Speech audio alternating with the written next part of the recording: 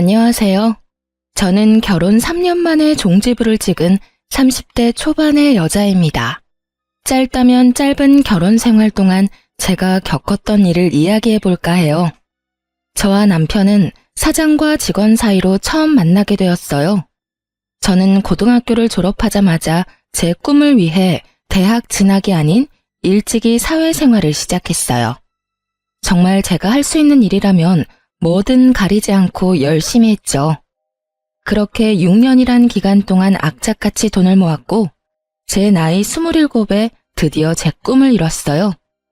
만화 카페를 차리게 된 거예요. 저는 어렸을 적부터 만화책을 좋아해 만화책방을 차리는 게 장래 희망이었거든요. 그리고 제 남편은 제 카페의 첫 알바생이었어요. 네, 맞아요. 저희는 연상연하 커플입니다. 제가 운영하는 그곳이 자리를 잡을 때까진 친정엄마가 참 많은 도움을 주셨는데 엄마도 알바생이던 남편이 참 싹싹하다며 좋아했죠. 남편도 엄마를 편하게 생각해주어 농담도 주고받을 정도로 친하게 지냈기에 남편이 알바를 그만둘 때 저보다도 엄마가 정말 서운해했고요. 남편만큼 저희와 일하는 게 잘 맞는 사람도 없어서 남편이 그만두고 나서 알바생을 다시 구하는 게 정말 오래 걸렸어요. 그런 남편과 4년 후쯤 다시 만나게 되었습니다. 정확히 표현하자면 남편이 저를 찾아와 주었어요. 제가 여전히 그 자리에서 만화 카페를 운영하고 있다는 걸 알고 우리가 정말 깊은 인연이라는 생각이 들었다고 해요. 4년 후 다시 만난 그이는 어엿한 어른이 되어 있었어요. 좋은 회사에 취직해 앞날 창창한 직장인이었고요. 남편은 돌고 돌아 다시 만난 소중한 사람이라며 온 진심을 다해 저를 사랑해 주었어요. 그 마음에 저는 남편과 미래까지 약속하게 되었어요. 결혼 인사를 갔을 때 엄마가 남편을 바로 알아보곤 얼마나 좋아하셨는지 몰라요. 엄마, 나랑 결혼을 전제로 만나고 있는 사람이야. 엄마한테 가장 먼저 소개하고 싶었어요. 어머, 너 건이 아니니? 이게 무슨 일이야? 이게 어떻게 된 거야? 너희가 지금 교제 중이라고? 건강히 잘 지내셨죠? 너무 오래전이라 못 알아보실 줄 알았는데 저 알아보시겠어요? 어머, 얘는 더 멋져진 것 빼곤 그대로인데 어떻게 널 못 알아보겠어? 참 우리가 깊은 인연은 인연인가 보다. 이렇게 다시 만나게 되고 말이야. 네, 이제는 큰 사장님과 사장님이 아닌 장모님으로 더 깊은 인연으로 발전하기 위해 이렇게 용기 내서 찾아왔어요. 저희 결혼하고 싶습니다. 허락해 주십시오. 너무 이상하고 낯설다. 예전에 내가 알던 건희 모습 그대로라면 나는 너무 좋지. 그때 내가 내게 내 사위로 삼고 싶다고 했던 농담이 이렇게 현실이 될 줄이야. 정말 꿈만 같다. 내 딸 잘 부탁하네, 박서방. 저희 친정엄마는 제 남편이라면 무조건 승낙이라며 자기의 꿈을 이룬 것만 같다고 말씀하셨어요. 제 시부모님도 어린 나이에도 꿈을 위해 나아가 끝내 이룬 제 강단이 훌륭하다며 저를 예쁘게 봐주셨죠. 그렇게 저희는 양가 부모님의 큰 축복 속에 차근히 결혼 준비를 하며 딱 1년 후 성대한 결혼식까지 올리게 되었어요. 그때까지만 해도 저는 제 앞날이 꽃길일 거라 굳게 믿었고요. 하지만 그런 제 믿음은 서서히 금이 가기 시작해버렸죠. 바로 저를 탐탁지 않아 했던 단 한 사람 때문에요. 남편에게는 저보다 1살 어린 누나가 있었어요. 네, 저를 마음에 들지 않아 했던 유일한 사람이 바로 신우입니다. 신우는 저의 존재를 언짢아 했어요. 그 이유는 제게는 참 황당 그 자체였죠. 학력은 고졸해 고작 만화 카페를 운영하는 하찮은 사람이라며 자기 가족이 되기에 저는 너무도 부족하다고 여겼어요. 제 신우는 대학을 졸업하자마자 대기업에 취직까지 한 똑똑한 사람이에요. 직장인으로 지내면서도 배움에 대한 집착이 여전히 컸던 사람이라 가방끈 짧은 저를 성에 차지 않아 했어요. 그런 사람이 있는 집안에 왜 시집까지 갔느냐고요? 그만큼 저는 남편을 사랑했고 또 시부모님도 제게 참 잘해주셨으니까요. 시부모님은 신우가 제 험담이며 무시할 때 늘 제 편에 서주셨거든요. 도대체 건이 너는 쟤 어디가 좋다고 결혼까지 하겠다는 거야? 우리보다 한참 부족한 저런 애가 시집을 오면 집안 망신인 거 몰라? 대학 문턱도 못 밟은 데다 다른 것도 아니고 만화 카페? 진짜 허접하다 못해 볼품없잖아. 난 정말 이 결혼 싫어. 반대라고. 어허, 예비 며느리 앞에서 예의를 갖춰라. 아무리 철이 안 들었다지만 나이 값도 못하고 사람을 단면만 보고 판단하는 것만큼 어리석은 짓도 없다. 매사에 깊이 생각하고 경솔한 언행은 삼가해라. 다른 면에서는 너보다 훌륭한 점이 많은 아이란 걸 왜 몰라? 아빠, 무슨 그런 망발을 해. 내 어디가 어때서 저런 뭐 하나 잘난 것 없는 저 애랑 비교하느냔 말이야. 내가 보기엔 나 빼고 여기 있는 모든 사람이 다 어리석다고. 누나, 말 조심해. 나랑 미래를 약속한 사람이야. 지금처럼 무시하는 태도 더는 못 참아. 자기 꿈을 위해 포기할 줄 알고 또 명확히 선택할 줄 아는 멋진 사람이야. 누나나 나처럼 부모 그늘에서 더 쉽게 모든 것을 얻은 우리와는 비교도 안 될 만큼 현명한 사람이라고. 저는 제 가치를 분명히 알아봐주는 남편과 시부에게 감사했어요. 이런 가족이라면 신우의 미움쯤이야 감내할 수 있을 거라 생각했고요. 저는 제게 마음 써주는 시부모님이 좋았고 그래서 자주 함께하며 예쁨 받기 위해 더 노력했어요. 시댁에서 예쁨을 받는다면 모든 며느리가 걱정하는 고부 갈등쯤은 잘 극복하며 정말 딸처럼 시댁 사랑받으며 지낼 수 있을 테니까요. 하지만 여러 차례 시부모님께 쓴소리를 들은 신우는 변함없었어요. 이미 저를 색안경 끼고 바라보았기 때문에 제 노력을 무시하고 저더러 시부모까지 꼬여낸 불려우라고 했거든요. 태생이 꼬리치는 팔자를 타고 나서 똑똑한 신랑을 꼬셔낸 것도 모자라 시부모님까지 꿰어내려 아양을 떨어댄다고 저를 너무 싫어하더라고요. 오죽하면 한참 결혼 준비에 눈코 뜰 새 없이 바쁜 날들을 보내고 있을 때 시댁 식구들 모르게 제게 찾아와서는 못나게도 굴었어요.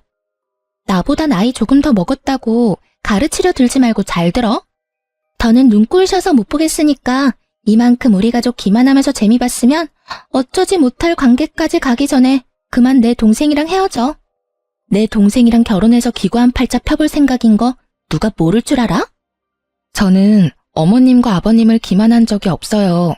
형님, 그리고 건희 씨와 헤어질 마음도 없고요. 모두 좋은 분들이라는 걸 너무 잘 알아요. 물론 형님도 좋은 분일 거라고 생각해요. 저의 어떤 부분이 마음에 들지 않는지 잘 알아요. 제가 꿈을 위해 했던 선택들이 오답이라고 여기시는 거죠. 하지만 꼭 대학을 나와야지만 인성이 갖춰지는 건 아니잖아요. 제 학력과 직업만으로 판단 마시고 저라는 사람을 좀 찬찬히 봐주세요. 네가 뭔데 내가 좋은 사람이고 아니고를 판단해. 머리도 멍청한 게. 아는 척하고 싶은 거 누가 모를 줄 알아? 잔말 말고 내가 좋은 말로 할 때 파혼해. 개망신 당하고 싶은 거 아니면 내가 시키는 대로 하는 게 좋을 거야. 물론 이 이야기가 우리 가족 귀에 들어갔다간 넌 내 손의 끝인 줄 알아. 내 동생이 현명한 사람이라니까 얼마나 현명한지 헤어짐으로 증명하라고. 아니요, 지금 분명히 말씀드릴게요. 저는 형님으로 인해 파혼할 생각은 없어요. 형님이 뭐라고 말씀하시든 제게는 안 통한다는 말이에요. 아직 저를 받아들일 준비가 안 되셨다는 거 명확히 알았으니 제가 앞으로 형님께 더 좋은 모습 보이도록 노력할게요. 그러다 보면 형님도 제 있는 그대로를 봐주실 날이 올 거라고 믿어요. 진짜 말이 안 통하는 인간이네. 내 동생한테 기생할 생각 말고 너 갈 길 가라니까. 동네 만화방이나 하는 게 뭐 잘났다고 우리 집안 사람이 되겠대. 지금 네가 운영하는 카페 문 닫고 싶어? 어? 동네 장사가 얼마나 우스운 건지 네가 몸소 체험을 해봐야 정신 차릴래? 형님, 저더러 너너거리면서 말하는 건 조심해주세요. 제가 나이도 더 많은데. 이렇게 존댓말까지 써가며 존중하는 이유도 가족들 사이니까 좋은 마음으로 대하기 위해서거든요. 형님도 아무리 제가 마음에 안 들어도 언행에 신중을 기해주세요. 동네 장사 우습게 여기시는 건 형님 같은데 그게 아니라는 걸 증명해드릴게요. 저는 못나게 구는 신우를 패기 있는 자세를 일관하며 상대했어요. 남편도 그리고 시댁 식구 그 누구도 모르는 제 카페의 매출까지 보여주며 배움이 좀 짧다고 무시해도 되는 건 아니라는 걸 증명했죠. 어줍잖게 자신이 잘 나간다 생각하는 신우의 기세를 누를 만한 무기로는 충분하다고 생각했거든요. 실로 신우는 제 만화 카페의 매출을 알고는 놀라 입만 뻥끗하더라고요.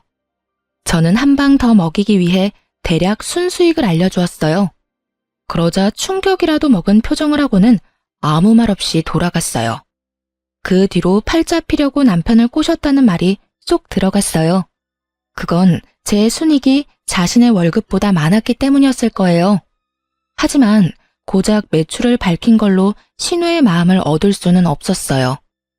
팔자를 운운하며 해대던 불쾌한 말 대신 머리에 든 것도 별로 없는 게 잔꾀만 많아서 돈을 벌었다고 또 다른 불쾌한 말로 시비를 걸었으니 말이에요.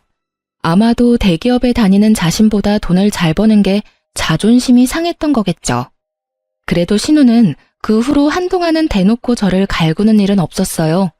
파혼에 관한 이야기도 더는 거론하지 않았고요. 하지만 그렇게 잠자코 있는 동안 저를 어떻게 괴롭혀야 속이 시원할지 머리를 굴리고 있었다는 걸 결혼식 날이 되고서야 알게 되었네요. 낯설게도 예식 당일 한참 이른 시간임에도 신우는 일찍이 찾아와 정말 해사한 표정으로 결혼 축하한다며 저를 안아주기까지 하는 거예요.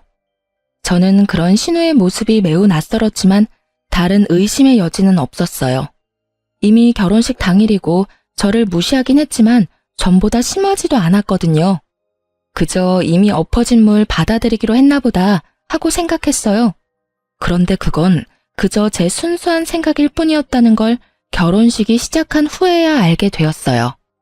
신우가 제게 축하 인사를 하며 살짝 안아줄 때 손에 쥐고 있던 차키를 제가 입고 있던 드레스 위로 떨궜어요.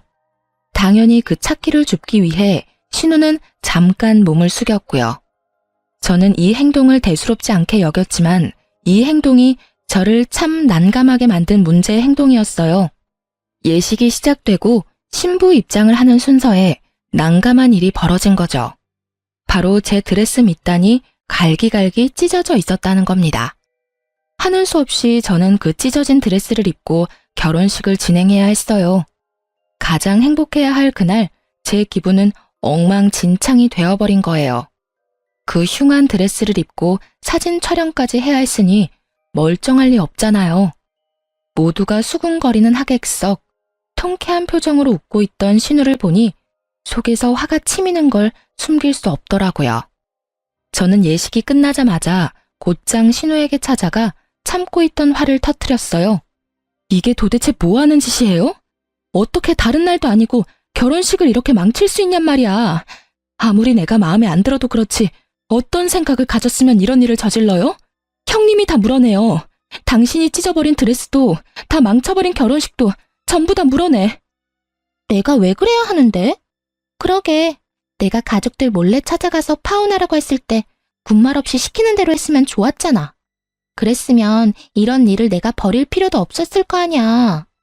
이제 빼도 박도 못하게 가족이 되어버렸으니 그걸 문제 삼기보단 퍼포먼스나 해프닝 정도로 생각하고 넘기면 그만 아닌가? 그럼 앞으로 잘해보자고 옳게. 뭐? 퍼포먼스나 해프닝? 당신 결혼식에 이런 일을 당했다고 생각해봐. 이게 당신이 말하는 것처럼 가볍게 넘길 수 있는 건 줄 알아? 아무리 가족될 사람이 마음에 들지 않는다고 해도 이런 일까지 벌일 만큼 수준 이하인 줄은 꿈에도 몰랐네. 그런 머리로 어떻게 대기업에 갔는지 놀랍고 신기할 따름이라고. 지금 아랫사람 주제에 뭐라고 망발을 해대는 거야? 수준 이하? 너 미쳤니? 감히 니까짓 게 수준을 운운하며 날 무시해? 너 지금 말 다 했어? 어? 아니, 아직 하고 싶은 말은 차고 넘치지. 하지만 무식한 당신이랑 더 말 섞어봤자 뭐가 달라진다고. 오늘 당신이 저지른 이 만행, 뒷일까지 생각하고 저지른 거지? 겁도 없이 감히 이런 행동을 잘도 버렸으니 각오하는 게 좋을 거야. 저급한 내게 딱 맞는 짓이었는데 내가 각오할 게 뭐 있어. 그리고 윗사람한테 버르장머리 없게 말을 놔? 무식한 건 내가 아니라 너네. 못 빼어먹은 티 작작내. 나는 너랑 친구 먹을 생각 없어. 깍듯이 형님 대우하라고. 알겠어? 저는 신우가 한 이 말도 안 되는 행동을 곧장 시댁 식구에게 알렸어요. 그날 시부모님은 신우의 등짝을 연신 두들겼고 눈 똑바로 뜬 채로 저를 노려보는 신우를 대신해서 시모와 시부가 저에게 고개까지 숙여 사과했어요. 그런 시부모님의 모습에 신우는 제가 뭐라고 그렇게까지 사과를 하느냐며 성을 냈지만 시부모님은 그런 신우를 더욱 나무랐어요. 남편도 자기 누나가 모자라도 한참 모자라다며 행복해야 할 날 이런 사고가 생겨 미안하다고 하더라고요. 저는 시부모님과 남편에게 처음으로 목소리를 높였어요. 다시는 신우로 인한 피해를 입는 일은 없게 해달라고 당부했어요. 제 말에 시모가 나서서 앞으로는 신우와 마주칠 구실은 절대 만들지 않겠다며 약속했어요. 저는 이 문제로 시부모님을 더 난처하게 만들고 싶지는 않아 시부모님에게는 돌아가겠다 가볍게 인사만 한 뒤 시댁을 빠져나왔어요. 그날 이후 한동안은 시부모님은 제 눈치를 살폈어요. 그건 그것대로 참 마음이 불편하더라고요. 그리고 가족 사이인데 시댁에서 지내는 신우를 전혀 마주치지 않은 채 지낼 수 있겠어요? 결혼 초에는 신우와 제가 만나는 접점이 없도록 신경 써주긴 했지만 그것도 얼마 가지 못했어요. 대명절이나 시댁이 치르는 제사 때 며느리인 제가 매번 빠질 수는 없는 노릇이니까요. 신우는 그런 일을 버리고도 여전히 당당한지 저와 마주칠 때마다 꼭 저더러 이렇게 말했어요. 처음 몇 번은 저도 큰 내색하지 않았지만 날이 갈수록 서운함은 쌓이고 속상해서 나중에는 따지게 되더라고요. 적당히 가족 행세하고 그만 내 동생과 갈라서는 게 어때? 너 하나 때문에 우리 식구가 다 불편한 거 안 보이냐고. 불려울을 이렇게 마주하고 있으려니까 불쾌하고 소름 끼쳐서 마음 편히 집에 있을 수가 없네 진짜. 도대체 꾸준히 제게 왜 그러시는 거예요? 제 어디가 그렇게 마음에 안 들어서 사람을 그렇게 못 잡아먹어 안달인데요.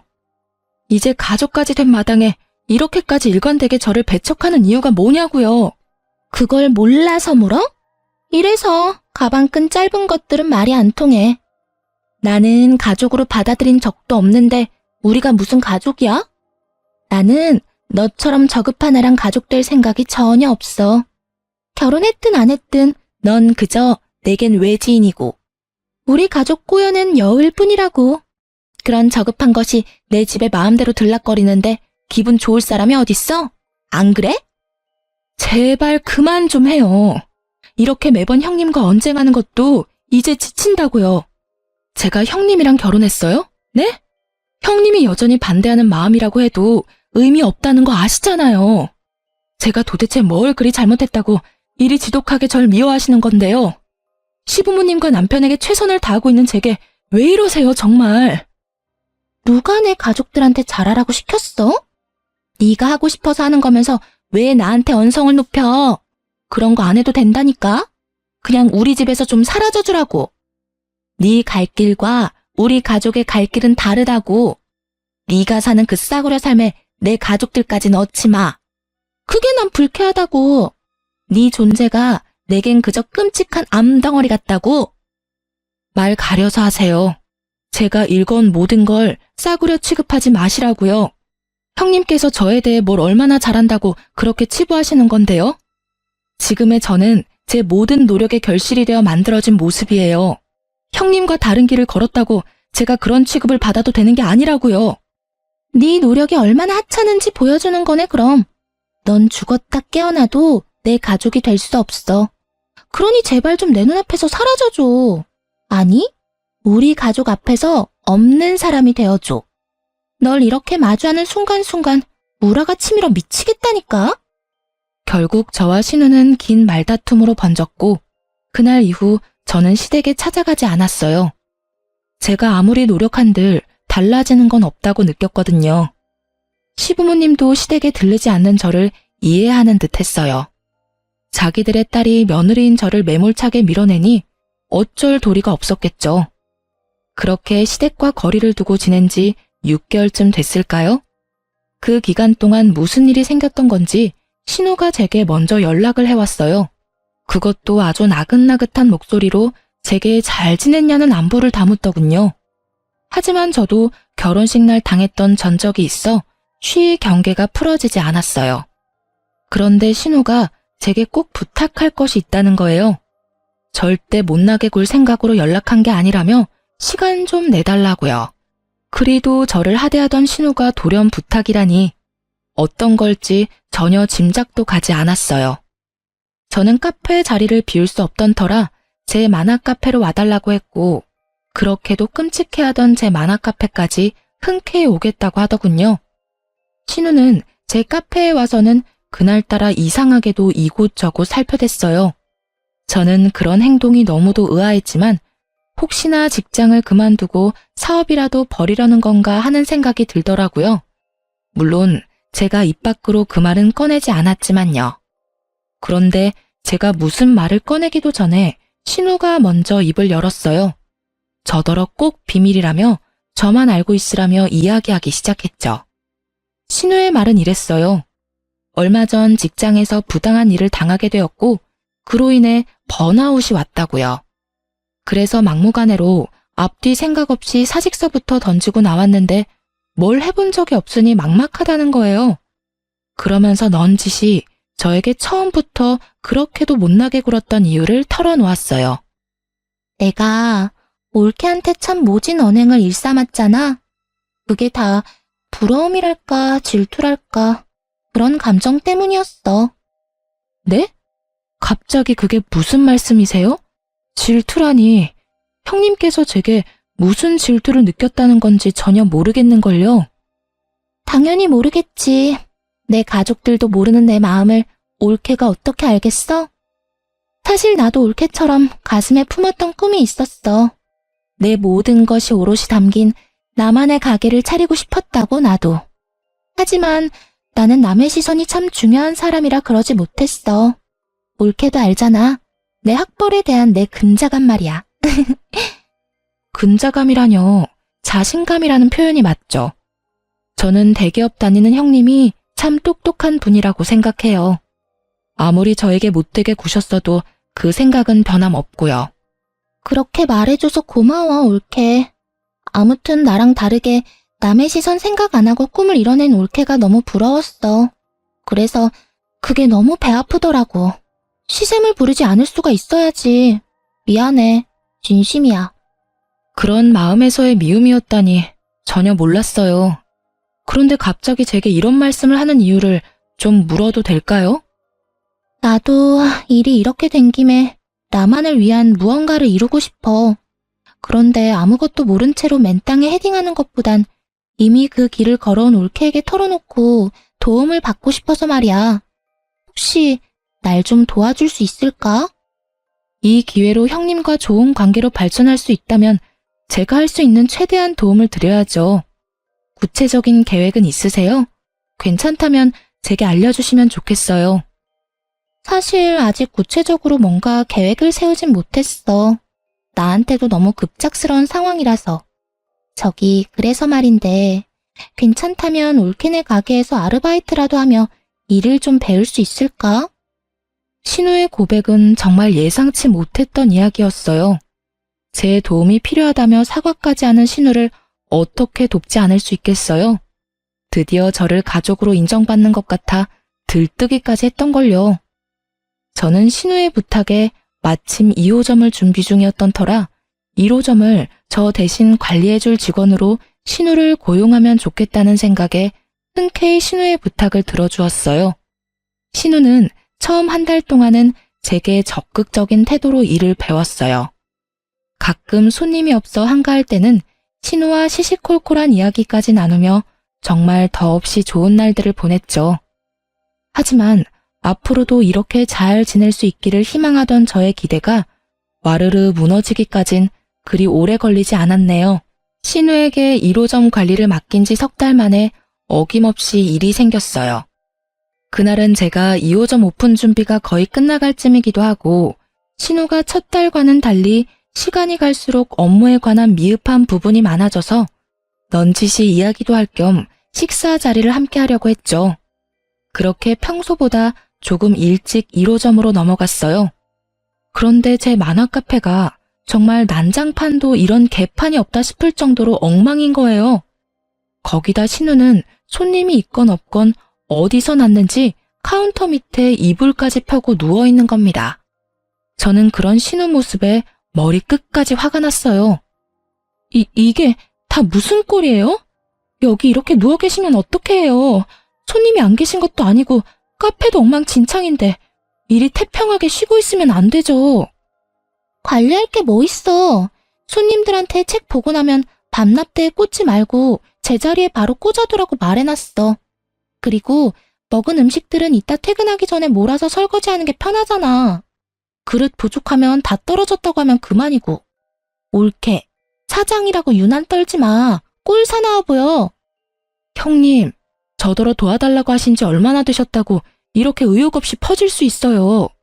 그리고 어쨌든 제가 매달 노동값을 지불하는 입장인데 이렇게 관리가 안 되면 제가 어떻게 월급을 챙겨드려요? 참 더럽게 쫑알대네. 월급 얘기가 나와서 말인데 내가 생각해보니까 이렇게 내가 시간 낭비할 필요 없지 싶어. 어차피 끝까지 나 돕기로 하고 시작한 거잖아. 그러니까 그냥 잔말 말고 1호점 매출 딱 절반 떼서 매달 나한테 보내. 지금 무슨 말도 안 되는 소리를 하시는 거예요. 제가 왜 카페 매출에서 절반이나 형님께 드려요? 노동한 값으로 치면 지금 돈을 주는 게 맞나 싶을 정도라고요. 올케가 나 도와주겠다며. 이제 와서 모르쇠 하면 안 되지. 계속 주라는 것도 아니고 내가 당장 하고 싶은 게 생겼거든? 그게 자리 잡기 전까지 자금이 필요할 거 아니야. 그러니까 나 이렇게 부려먹으면서 돕는 척 말고 그냥 돈으로 편하게 도와주라고. 형님이 제 자식이라도 돼요? 아니, 자식도 그렇게 거저먹으려고는 안 하죠. 어떻게 그런 뻔뻔한 요구를 할 수 있는지 황당할 뿐이네요. 오늘까지 근무하신 거 계산해서 입금해 드릴 테니까 내일부턴 나오실 필요 없어요. 그리고 형님 말한 것처럼 할 생각도 없으니 꿈도 꾸지 마세요. 매출 절반 상납하는 게 뭐 어려운 일이라고 또 사람 승질을 건드려? 허드렛 일 투성이인 이 일을 내가 왜 해야 하는데? 가치도 없는 이 거지 같은 일을 왜? 네가 그럼 그렇지. 니까지 것이 뭘 얼마나 위대한 일을 했겠어. 다음 달부터 매달 총 매출의 반 나한테 상납해. 돕겠다고 입 밖으로 말을 뱉었으면 찍소리 말고 내가 시키는 대로 해. 저는 끝까지 단호하게 그럴 수는 없다고 거절했어요. 그리고 다시는 제 카페에 발도 들일 생각 말하고 딱 잘랐고요. 그런데 그때부터 신우는 내게 돈을 맡겨놓기라도 한 사람처럼 매일같이 저를 찾아와서는 돈 타령을 하며 저를 볶아댔어요. 정말 이렇게까지 더럽게 얽힌 인연이 있을까 싶을 정도로 징글징글 하더라고요. 돈 타령만 했으면 나았을까요? 신우는 나중에는 제게 말이 안 통한다며 매출의 절반을 떼서 보내지 않으면 제 만화 카페를 당장이라도 문 닫게 만들어버리겠다며 협박까지 일삼았어요. 그리고 형님이 제 카페에서 잘린 지 딱 한 달 되던 날, 저는 당연히 상납하지 않았고 신우가 또 찾아왔어요.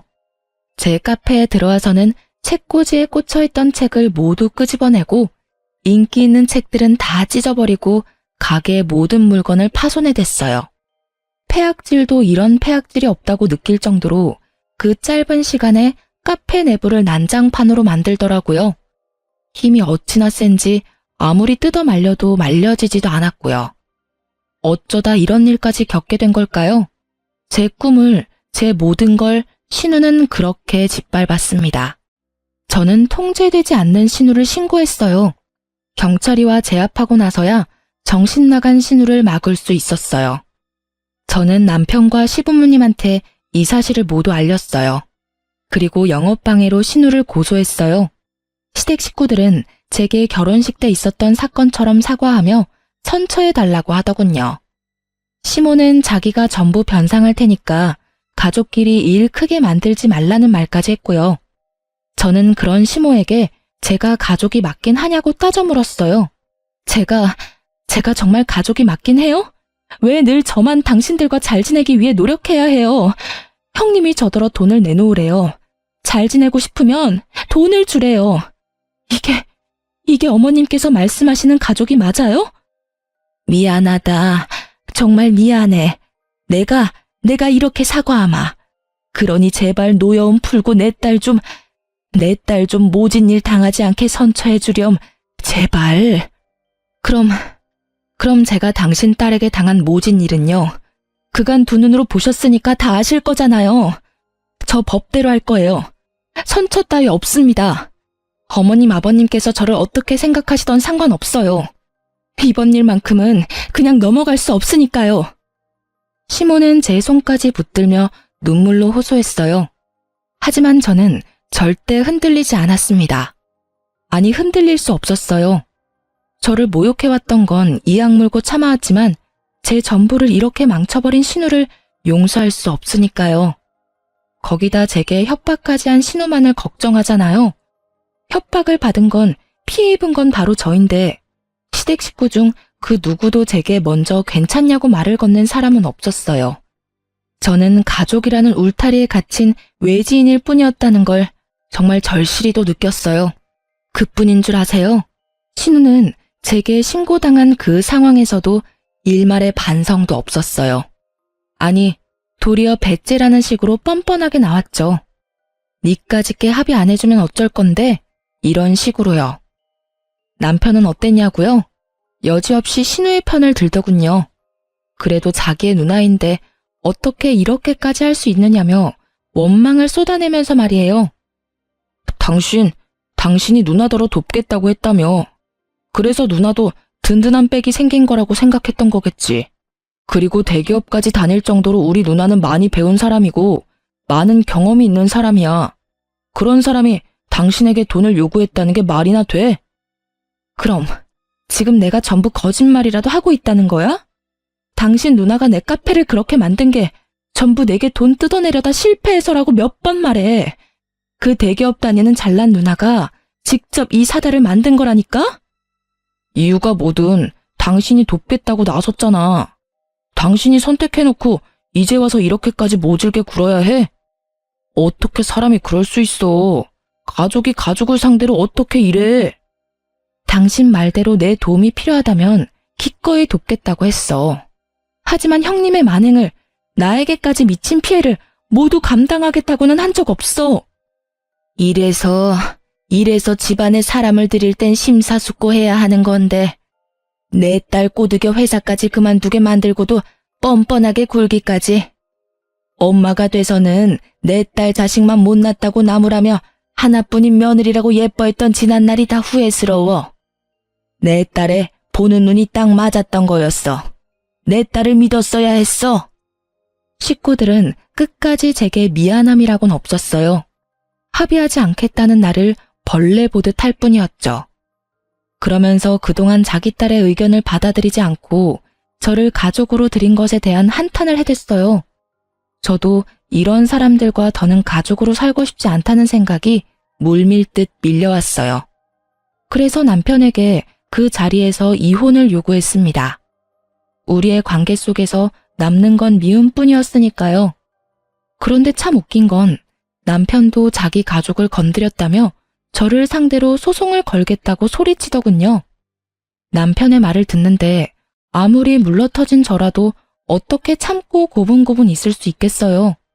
이혼 이야기를 막 꺼냈을 때만 해도 합의 이혼으로 깔끔하고도 간결하게 관계를 정리하고 싶었지만 그 마음마저도 사라졌고 곧장 소송을 걸었어요.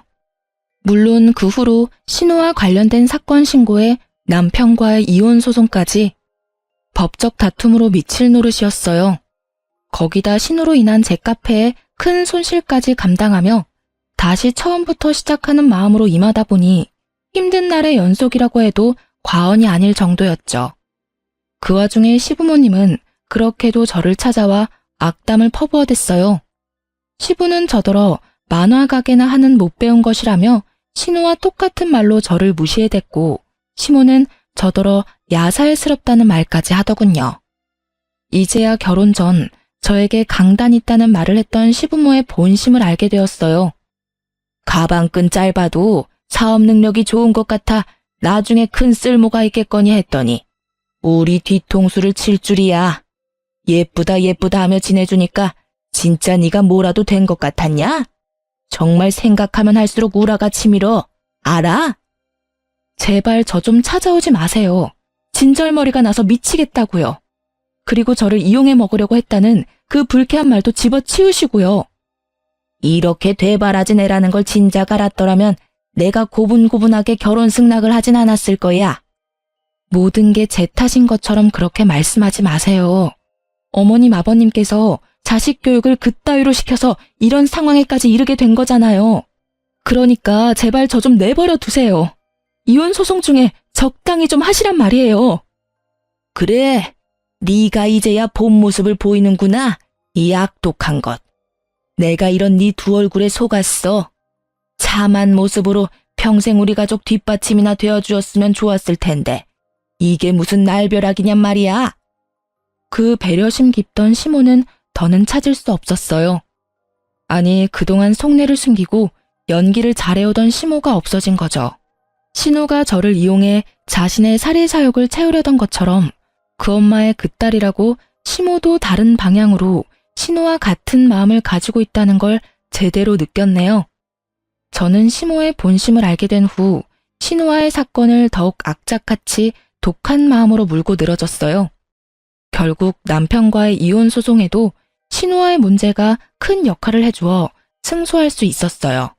그러니 위기의식이 좀 들었는지 그제야 저를 탓하던 남편이 찾아와서 이혼 승소도 했으니 신우 일은 그만 멈춰달라며 원하는 것은 뭐든 다 들어주겠다고 하더군요.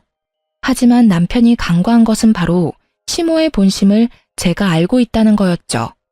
진심으로 반성한 척 날 회유하려 들지 말고 정당한 죗값을 다 받으라고 말했어요.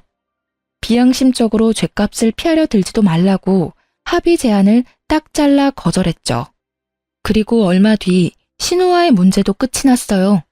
자기가 처신한 행동에 대한 죗값을 받게 되었죠. 제게는 정말 통쾌한 결과가 아닐 수 없었어요. 하지만 이 결과로 인해 제 사업이 정말 휘청할 정도로 힘든 상황에 직면해야 했습니다. 시댁이 아마도 제게 복수할 마음을 제대로 먹었던 것 같더라고요. 무슨 말이냐고요? 제 만화 카페 바로 근처 빌딩 건물에 저와 같은 업종의 만화 카페가 생긴 거예요. 크지 않은 동네에 이렇게 꼭 붙어 있는 것도 매출에 영향을 주는데 그곳이 제 카페를 콕 집어 옆 만화 카페보다 저렴한 곳이라고 홍보까지 해대는 통에 정말 오랜 단골 손님이 아니고는 저희 카페에 걸음하는 손님들이 확 줄어버린 거죠. 그런데 알고 보니 그 만화 카페의 사장이 다름 아닌 이전 시모였고 그곳에서 관리하는 사람은 바로 이전 신우였어요. 저는 그 사실을 알고는 그 만화 카페에 가서 난리를 쳤어요. 이 상도덕도 없는 인간들아. 버젓이 내 카페가 있다는 걸 알면서도 근거리에 같은 업종으로 선택해서 가게를 차려? 어떻게 끝까지 나를 이리도 괴롭힐 수 있어? 상도덕? 네가 상도덕 운운할 상황은 아니지 않나? 네가 말하는 상도덕은 네가 먼저 안 지켰지. 그게 뭔 줄도 모르는 사람처럼 처신했잖아. 내가 언제? 결혼하기 전부터 이혼한 후까지 이렇게 나를 복가대며 괴롭히는 이유가 뭐야? 도대체 당신들 나한테 왜 이렇게까지 하는 거냐고. 그러게. 내 동생이랑도 헤어질 거면 좋게 합의하고 알아서 정리했으면 좋았잖아. 가족을 상대로 콩밥 먹일 작정을 했던 것부터가 넌 상도덕에 어긋난 인간 말종이라는 거야. 내 딸 말이 맞다. 네가 먼저 우리를 우습게 여겼잖냐? 그러게 잠자코 있었으면 이런 꼴을 안 당했겠지. 아들과의 이혼은 부부의 문제니 그렇다 쳐도 내 딸의 문제는 전혀 다르니까 말이야. 이게 다 네가 자초해서 생긴 일이니 어디 한번 감당해 보렴. 저는 여전히 저에 대한 앙금이 남아있는 두 사람의 난잡한 대응이 너무도 기가 차고 황당했어요. 여전히 저를 탓하고 있는 이 인간들에게 당한 것에 대한 바른 대처를 했을 뿐이라고 말했어요. 하지만 그런 제 말에 이죽거리며 웃더니 저더러 온 식구를 범죄자 취급하는 쓰레기라며 그런 저는 돈 한 푼 벌어가면 안 된다며 어디 한번 누가 이기나 한번 해보자는 거예요. 저는 몇 날 며칠을 머리를 감싸주며 고민했어요. 그런데 그렇게 시간이 흐를수록 제 매출은 점점 큰 타격을 입기 시작하니 어쩔 도리가 없더라고요. 하지만 세상의 이치는 변함이 없다는 걸 시간이 조금 더 지나고서야 다시금 깨닫게 되었어요. 어떤 이치를 말하느냐고요? 못된 사람이 호의호식하며 잘 살 수 없다는 건 말이에요. 전시모와 신우가 하는 가게는 처음 두어 달은 일명 오픈빨과 저를 저격한 파격 할인 행사 덕에 장사가 잘 됐어요. 하지만 한자리에서 오랜 시간 버티며 장사해온 저를 이길 순 없었습니다. 오픈빨이 떨어질 쯤 되니 이상한 추문을 달고 다니기 시작했거든요. 가게 운영하는 사장 언니가 불친절하고 판매하는 음식에서 불결한 냄새가 난다는 소문이었어요. 그리고 하루하루 지날수록 그 추문은 점점 구체적으로 변해갔죠. 그런데 그렇게 큰 소리를 치며 저를 긁어대던 전신우가 갑자기 저를 찾아와서는 자기들이 운영하는 카페가 망할 위기라며 분위기며 매장에 채워둔 책까지 제가 운영하는 곳과 비슷하게 했는데 자기들 만화 카페는 왜 오픈한 지 몇 달 만에 이런 일을 겪을 수 있는 거냐고 이럴 땐 어떻게 하냐고 묻는 거예요. 하지만 제가 머리에 총 맞은 게 아니고서야 그 시커먼 속을 다 아는 입장에서 어떻게 도와주나요? 저는 단호하게 신우에게 왜 상도덕도 모르는 사람을 제가 도와주어야 하냐며 허튼 소리 하지 말고 내 카페에서 나가달라고 했어요. 그러자 신우는 도와달라고 말할 때와는 전혀 다른 표정을 하고선 입소문이라는 게 얼마나 무서운 건지 한번 경험해 보겠느냐며 협박을 하기 시작했어요. 하지만 저는 굴하지 않았어요. 제가 쌓아온 경험만으로 저는 이미 여러 차례 시행착오를 이겨왔으니까요. 저는 그런 신우에게 다시 법정에 서고 싶다면 어디 한번 입을 함부로 놀려보라고 말했죠. 신우는 제게 가짜는 협박이 통하지 않자 역성을 내며 말했어요. 사업 경력 조금 된다고 눈에 뵈는 게 없나 보지? 너도 우리 카페 생기고 장사 안 되잖아. 그러면서도 그 알량한 자존심은 아직 남았나 봐? 네 그 하찮은 자존심으로 네 가게가 제대로 망해봐야 정신을 차리지? 우리가 너보다 배움이 더 많은데 너보다 못할 리가 없으니 말이야. 제발 네 카페가 얼마 못 가 망하길 바래. 그래야 우리가 재미를 보지. 덜 떨어진 말을 그리도 길고 정성스럽게도 할 필요가 있나? 지금이 어떤 상황인지 네 발로 직접 여기까지 와놓고도 몰라? 내가 망하기 전에 당신네들 카페가 먼저 망할 것 같은데 덕분에 내가 재미를 보게 생겼네? 할 말 다 했으면 그만 가줄래? 너희 망해가는 꼴 보려면 팝콘 좀 튀겨야 해서 말이야. 이 멍청한 게 뭐라고 짓거리는 거야? 너 두고 봐. 내가 가만히 두나 보라고. 네가 언제까지 이렇게 큰 소리나 칠 수 있을지 말이야. 두고 볼 것도 없는 게 까불지 마. 그리고 이제 우리 완전 남남인데 예의 좀 갖춰. 나이 차이도 나는 윗사람한테 눈 그만 부라리고. 제 말에 씩씩대며 돌아갔어요. 그리고 그로부터 한 달 뒤 두 사람은 제게와 무릎을 꿇었습니다. 알고 보니 전시모와 신우가 차린 만화 카페는 전 남편과 전시부 몰래 운영하기 시작한 거더라고요. 가진 비상금이 없던 상태에서 집안 남자들 몰래 대출까지 받아서 차렸던 거였어요. 그때만 해도 고졸인 저도 일궈낸 사업을 자기들이라고 못할 것도 없지 라는 자신감으로 말이에요. 오픈빨이 뭔지도 모르고 초반에 장사가 꽤 된다고 생각했던 오만함에 개버릇 남 못 준다고 제 가게에서 신우가 행동했던 것처럼 자기들의 카페에서도 그 행실 그대로 했던 거죠. 그로 인해 매장 관리가 되지 않는 것에 대한 소문이 일파만파로 퍼지게 된 거고요. 전시모와 전신우는 빚만 지고 문 닫기 일보 직전이라며 제게 무릎까지 꿇고 손까지 빌며 제발 이번만 도와달라며 내가 시키는 대로 알려주는 대로 그대로 행하겠다고 애원하더군요. 아가, 우리가 남이 되긴 했지만 그래도 예정이 있잖니. 내가 널 좀 예뻐했니? 내 딸보다도 더 아꼈잖아. 그러니 제발 우리에게 작은 도움이라도 좀 줄 수 없을까? 빚더미에 앉은 채 집에서 쫓겨날 순 없잖니, 응? 그래, 옳게. 우리가 그간 못되게 군 건 우리가 너무 옹졸했어. 이렇게 자존심 다 내려놓고 사과할게. 여전히 마음에 담아두고 있는 것 있다면 다 말해. 오늘 이 자리를 빌어 전부 사죄할게. 그러니 제발 엄마 말처럼 예정을 핑계 삼아 조금만 힘 좀 보태주면 안 될까? 제가 왜요? 내가 왜? 우리가 예정이라고 해봤자 뭐 얼마나 있다고. 고작 결혼 생활 몇 년 했다고 그게 다 정이 붙진 않던데? 예, 미운 정도 정이라면 정인데 그렇게 매몰차게 굴지 말아주렴.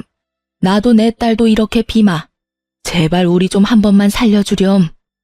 미운 정은 정이 아니죠. 원망이고 미움이지. 전에는 늘 제게 매몰차게 구시던 분들이 아쉬울 땐 더없이 나긋하게 구니까 혼란스럽네. 막말로 제게는 그곳이 망하는 게 더 좋은걸요? 오픈할 때 제 카페를 저격하는 글로 손님까지 뺏어가 놓고 이제와 이렇게 염치 없이 구는 거 정말 별로거든요. 다시는 이런 부탁한다고 찾아와서 마음대로 무릎 꿇고 그러지 마세요. 남보다 못한 사이끼리 도와달라는 말 자체가 무례한 거니깐요. 도울 가치도 없는 전시모아 신우를 카페에서 내쫓았어요. 그 후로 정말 얼마 못 가 전시모아 신우가 운영하던 만화 카페는 폐업하고 말았습니다. 그렇게 첫 사업을 망한 전시모아 신우는 제가 도움만 줬더라면 다시 일어설 수 있었다며 또다시 저를 원망하며 몇 번이나 더 찾아와 해코지를 했어요. 하지만 저는 끄떡도 하지 않았죠. 한 번만 더 내 카페를 찾아와 행패를 부린다면 시부에게 모든 사실을 말하겠다며 엄포를 놓았어요. 월세도 감당 못할 정도로 쫄딱 망해서 초기 자금도 제대로 회수하지 못한 채 빚만 남은 상태라는 걸 알고 있다고 말이죠. 이후로는 더 이상 행패를 부리러 찾아오진 않았어요. 그 후로 1년이 지난 지금까지도요. 저는 그 힘든 시기를 거치면서도 정말 열심히 살았어요. 그 덕에 2호점까지 안정적이게 자리를 잡아가고 있는 중이랍니다. 직원까지 고용해 전보다 편하게 일하고 있거든요. 많지 않은 나이에 이혼 딱지를 달고 살아가는 건 썩 유쾌하지는 않지만 그렇다고 제 이혼을 후회하지도 않아요. 이혼이라는 제도를 택한 건 제가 했던 수많은 선택 중에 손에 꼽을 만큼 잘한 선택이라고 여기니까요. 지금은 제가 좋아하는 걸 직업으로 삼고 또 이걸 이만큼 성공적으로 이뤘다는 것이 그저 자랑스러울 뿐이며 앞으로의 제 미래가 기대되거든요. 이제 제 곁에 남아있는 사람이 선하고 좋은 사람들만 남았다는 사실이 저에겐 큰 힘이 되거든요. 그 사람들에게만 오롯이 베풀며 살아가면 된다는 것이 더할 나위 없이 마음 편한 일이에요. 제 부모님께서는 짧은 결혼 생활을 끝마치고 다시 싱글이 된 저를 처음엔 많이 안타까워하셨어요. 하지만 제 선택을 인정해 주셨고 열심히 살아가고 있는 제 모습을 보며 늘 흐뭇해 하시네요. 아직도 저는 청춘이기에 앞으로도 많은 선택의 기로에 놓이겠죠. 부디 그 수많은 선택이 제 삶을 더욱 의미 있게 채워갈 수 있는 행운으로 가득하길 바라며 제 짧고도 파란만장했던 이야기를 마칩니다. 부디 제 사연이 시청자분께 재미를 선사했기를 바랍니다. 감사합니다.